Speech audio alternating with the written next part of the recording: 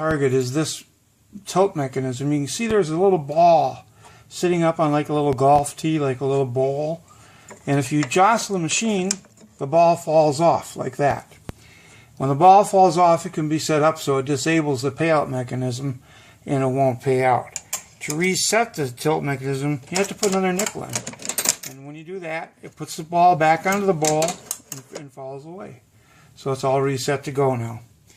Now we're going to show you how the machine works. Pause. Okay. We've removed the glass so there's no glare.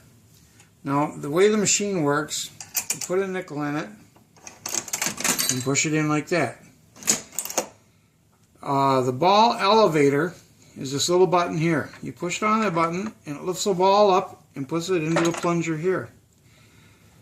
When you shoot the plunger, oh, we got the bullseye. We would have got a winner if we had a ball there.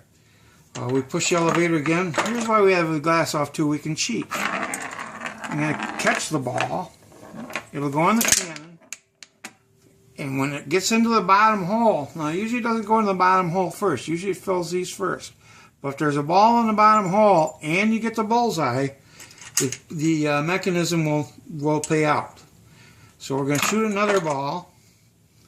I'm going to drop it in the bullseye, cheating.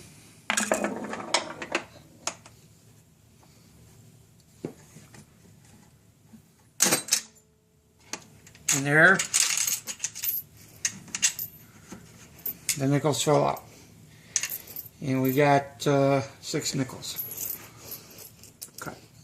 How to remove the play field to change the battery. First of all, you unscrew the bottom of these 2 screws. We have them unscrewed already because we've slidden the glass off. There are 4 screw holes to hold the play field down. There's one here, here, here, and here. We've taken 3 of them out, so you don't have to actually turn the screws. We're going to take the 4th one out here.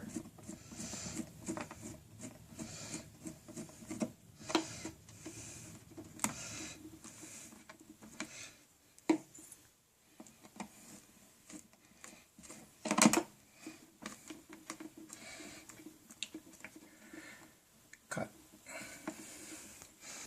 Go. Okay, now we're going to remove the last screw. This is how you change the battery. You pull back on the plunger and you lift up on the top of the playfield and pull it away from the plunger and lift the playfield right out. And I usually shake the balls out, and some of the balls stay in the mechanism here too. Cut. Okay. Usually when I pull a playfield out to change the battery, I clean off with steel wool the 3 contacts on the playfield and the 3 contacts in the box. Cut. Now, to get at the battery, there's 4 more screws and you pull off this field. I'm just going to show you the battery in the back end there. You can see it in the corner.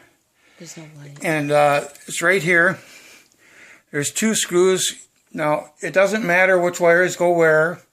The polarity doesn't matter. Either wire can go on either screw. This is a 6-volt lantern battery. It also works on the old 1.5-volt round telephone batteries. However, they are no longer made. So a 6-volt lantern battery with screw terminals works just fine. Okay? Cut. This is the payout mechanism. You'll see this arm here at the end of the payout slide. And there's a little peg, and this arm going off at an angle. Sometimes in shipping, this arm can get like in this position here. If it's like that, it won't work. So what you do is you put it back in that position there. Now, the way it works, when you put a nickel in the coin slide, this goes all the way forward. It pushes on that peg. It pulls on a little chain which turns and indexes the payout mechanism down at the bottom. There's 4 tubes that hold the nickels. If you look closely, pan it around there so you can see it. Straight down in. And there's 4 tubes in this drum. And that, when we put the nickel in, I'll put another one in. It pushes on that post. It pulls a chain. It releases the drum and allows it to move a 1/4 of an inch. So now just the solenoid can release it for a payout win. Okay, so these are all loaded up. Okay. Now we're going to replace the playing field. Be careful that these 3 connections here match up with these 3 connections here in the cabinet, the box. And first, pull back on this plunger. And start at the bottom like that. Let go of the plunger. And let that down in there, and those contacts now are made. Now we're going to put these screws back in. We've got 3 screws in. This is the last screw. Now you just want the board to be snug down to the bottom. And you don't want to over tighten the screws, but you want the board to be snug. Okay? Then you replace the balls in the playing field. There's 10 balls. 1, 2, oh, that's confusing the cannon. 3. This is how this usually fills up. 4, 5, 6, 7, 8, 9. Now I'm going to cheat, and we're going to win here. There we go. And then it pays off again.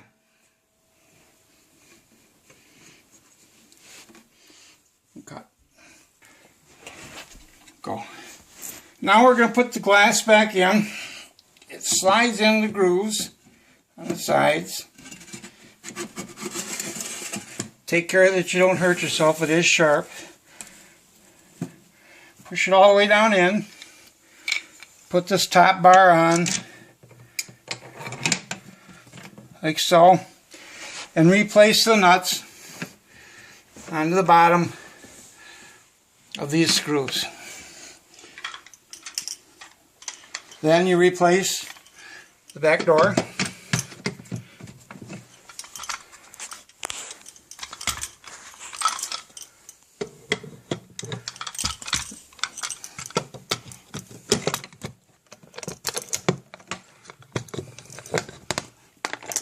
Like so. Now you can see the balls are all in their pockets. The glass is back on. You'll probably see a little glare here. We're going to put a nickel in, and when you do, the balls will all drop through the playfield hole and down into the mechanism where the ball escalator will lift it up to the shooter plunger. And you shoot it again.